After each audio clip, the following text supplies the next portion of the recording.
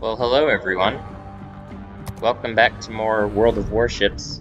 Today I'm going to be showing you guys a battle that I did in the USS Colorado.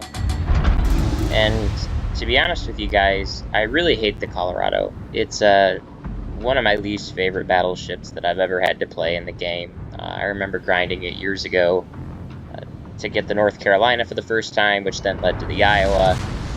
Battle starts. But as I said previously, I spent some time away from the game, and with the different American battleship lines that are now available, I'm grinding the Colorado to work down both those lines. That being said, I still really hate the ship, but I did manage to put together a great game in the ship in this one. A couple reasons why I really dislike the Colorado. I mean, first and foremost, she's slow. I mean, the Colorado is very, very slow. That's the #1 biggest knock I have on the ship. The guns are alright. They're fairly accurate and they're pretty big. I'd say they're probably not as good as Nagato guns, but they are better than Gneisenau guns, and they're better than the Italian and the French guns at the tier as well. In terms of anti-air, she's decent, and in a game where carriers are becoming more and more overpowered, that becomes important as we go along. Her turning circle's not bad. Her rudder shift is pretty good also. Enemy force sighted on the horizon. One thing I also really dislike about the Colorado is the armor. She'll take a lot of big hits if you show broadside. And the firing angles of the guns when you're facing at least semi-forward are not very good either. If you're kiting away and you're shooting backwards, the firing angles are a lot better. So a couple enemy cruisers pop up, a Marblehead and a Hobart. I'm going to take shots out at the Hobart. He was definitely slowing down, and I didn't take that into account, so the Hobart's able to stop, and I miss him completely. So on this side of the map, my team is pushing the A cap. I've got a friendly Gneisenau with me, and also the friendly cruiser off to the right-hand side of your screen.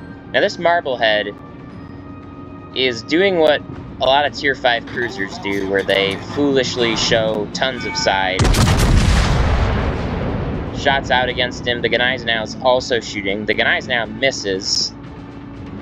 However, I do not.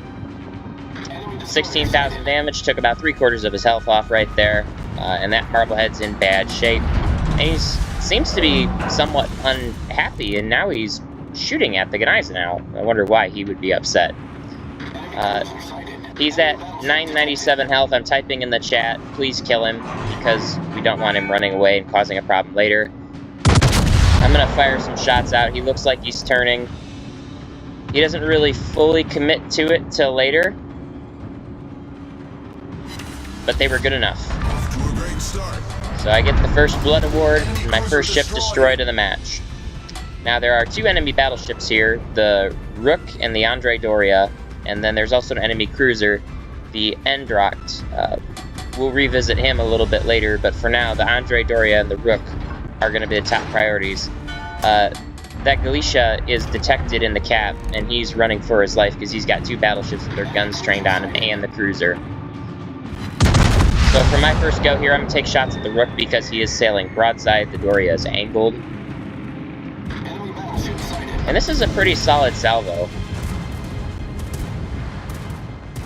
But it does miss him completely, which I was a bit annoyed by, but it happens, especially in World of Warships these days. I don't know what the Gneisenau is doing.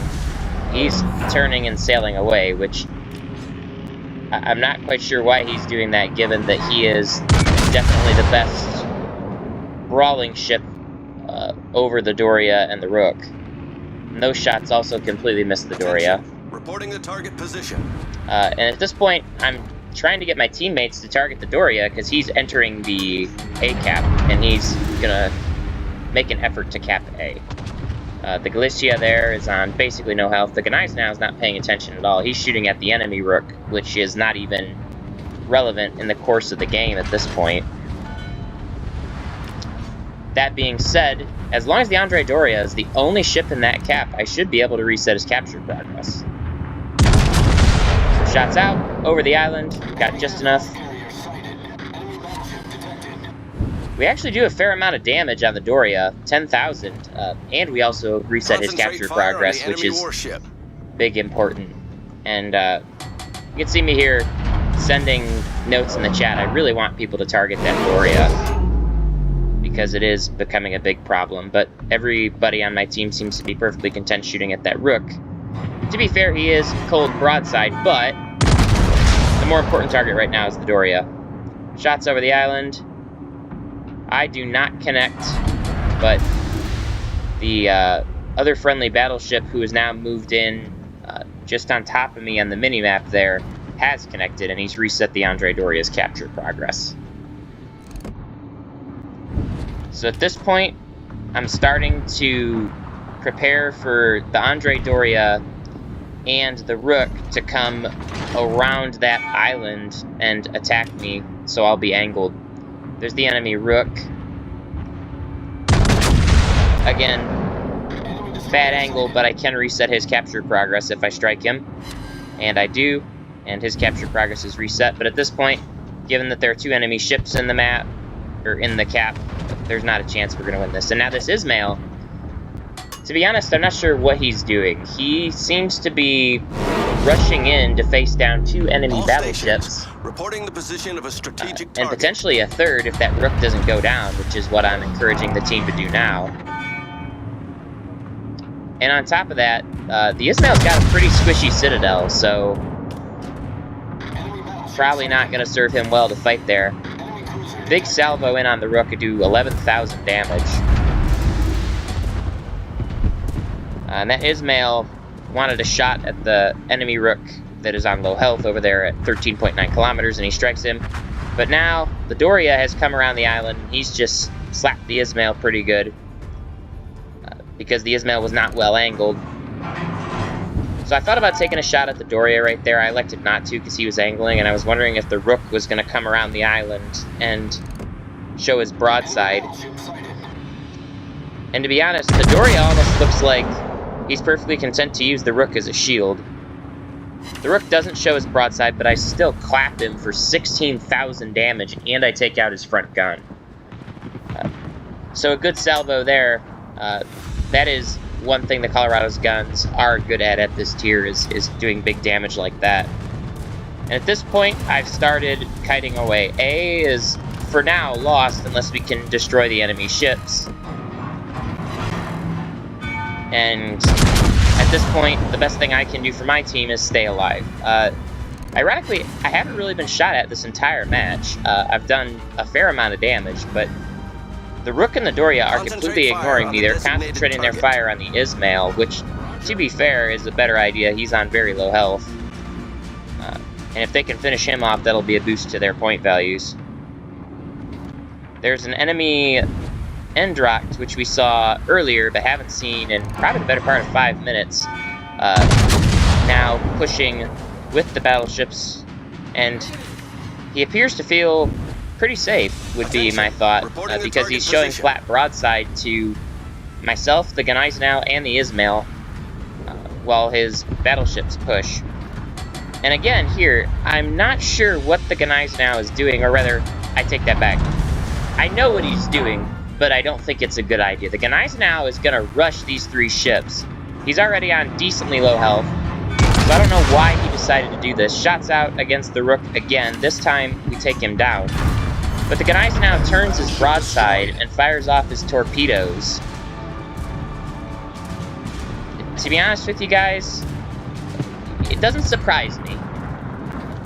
But I gotta say, that's the first time I think I've ever seen somebody torpedo rush in a battleship. Even something like that. And I actually said in the chat, I was kind of confused. I said, Gneisenau, do you want to push? And I think once I saw the torpedoes going, I kind of figured it out. That he wasn't wanting to push, he was wanting to make a torpedo rush. Now the Endroc's at 9.5 kilometers. He's angled, not good enough. Almost 20,000 damage clapped on the Endroc there. My thought is if I can get rid of that enemy Endroc, That's going to be a big positive for our team. It's going to give us a good points help, and also it's going to leave me to face the Andre Doria. Now, I'm angled. The Andre Doria is going to shoot here, and he's going to do basically no damage. But he's got his shots off, and I really want to get all the guns to bear on that end rocked. And I'm already going to start turning to try and take away what side I am showing.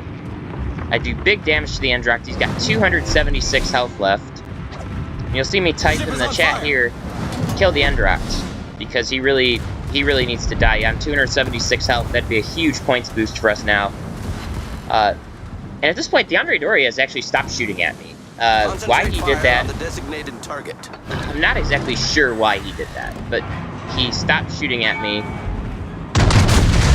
And I take the shots at the end rocked, and down he goes.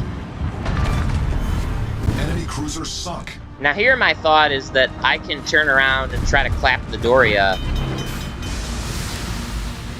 But this Doria is coming in for a ram. And again, like I said earlier, in the Colorado, you're not outrunning anybody, you're not outmaneuvering anybody. This Doria is going to be able to ram me. And I'm hoping maybe I can do something to his bow. I do 9424 damage. And I'm trying to veer away from the Doria, but he's more maneuverable than me. Trying to turn the back guns, hopefully get one shot off before he hits me. Unfortunately, it doesn't work, and we both go down. Enemy battleship foundered. So kind of an interesting battle. Really shows how sometimes tactical retreat is necessary, and that's exactly what I did here.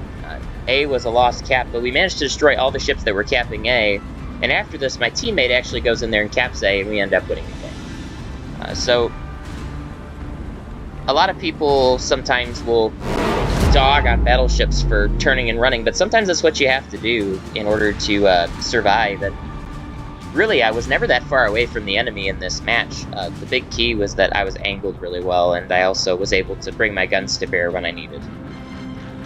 That's all I got for today.